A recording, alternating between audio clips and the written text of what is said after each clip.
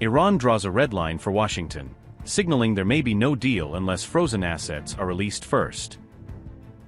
Mojtaba is turning up the pressure, with access to frozen funds now emerging as a key condition for any memorandum of understanding. Tehran appears to be demanding money first, as the US faces renewed pressure to unfreeze part of Iran's assets. A reopening of Hormuz shipping is now being tied to cash, with Iran reportedly setting clear terms for any deal with Washington. No assets, no breakthrough. Iran appears to have introduced a tough last-minute condition in the final stretch of talks. Fresh details are emerging about what Iran may demand in order to sign a draft deal with the United States. IRGC-linked Tasnim News said Iran wants part of its frozen assets to be released in the first phase.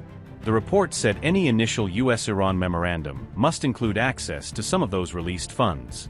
Tehran also wants a mechanism that would free the rest of the assets during later rounds of negotiations. Tasnim said Washington had wanted to link any asset release to a final nuclear agreement. Iran is said to have rejected that approach and instead demanded an early partial release of assets. The report added that any released funds must be fully accessible to Iran from the outset. Tasnim said the draft memorandum would restore Hormuz shipping to pre-war levels within 30 days. The report also said the US naval blockade would have to be fully lifted within the same 30-day period. No real change in Strait of Hormuz traffic would occur if the blockade remained in place. The reported draft suggests Iran is linking maritime normalization to concrete US concessions.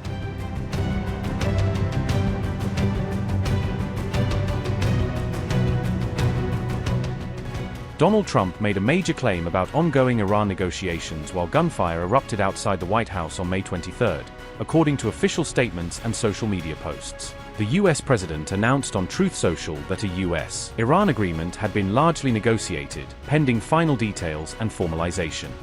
He also stated that he held a very good call with regional leaders and a separate discussion with the Israeli Prime Minister during the same period. Donald Trump said, and I quote, "I am in the Oval Office at the White House where we just had a very good call with the leaders of countries across the region. And all things related to a memorandum of understanding pertaining to peace. An agreement has been largely negotiated, subject to finalization between the US, Islamic Republic of Iran, and the various other countries, as listed.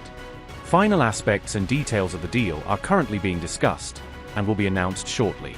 In addition to many other elements of the agreement, the Strait of Hormuz will be opened." Unquote.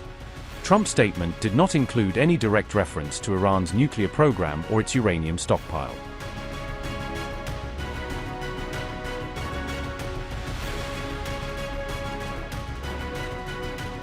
Shortly after, Iranian state-linked media outlet Fars News Agency pushed back against the claims, saying the status of the Strait of Hormuz remained under Iranian control.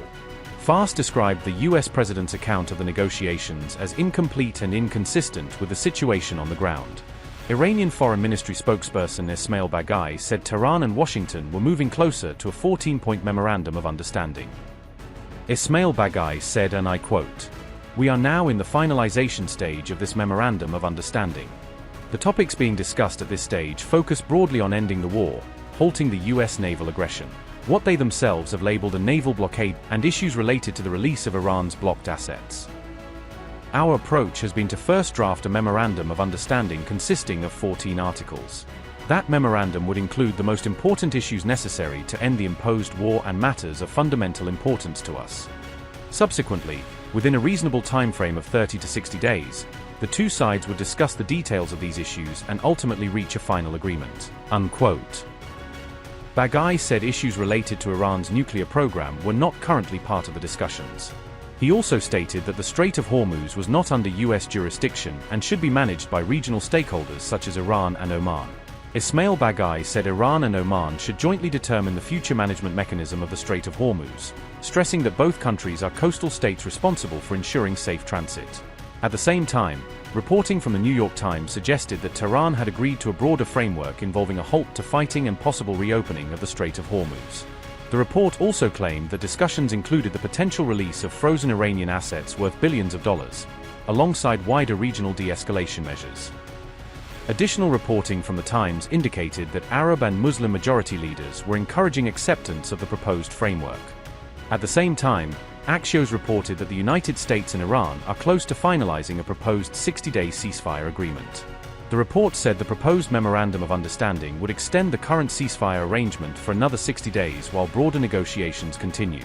Under the reported framework, the Strait of Hormuz would reopen for commercial shipping, with Iran expected to remove mines deployed across the strait. These developments unfolded as the White House entered a brief security lockdown following a shooting near a nearby checkpoint.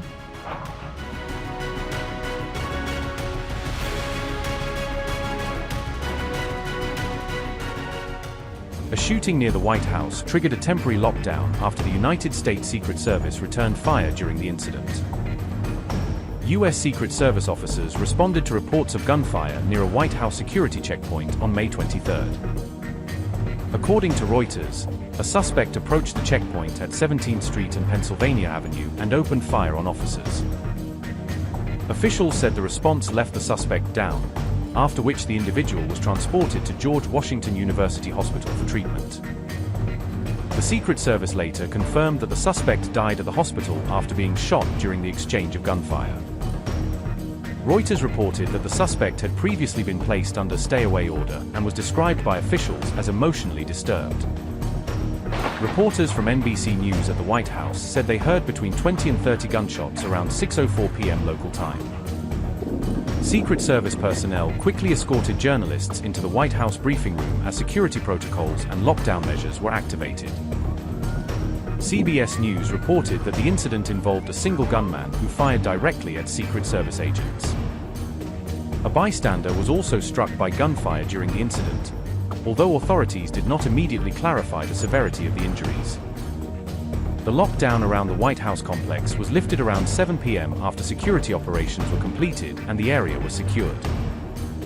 President Donald Trump was reportedly inside the White House at the time of the incident.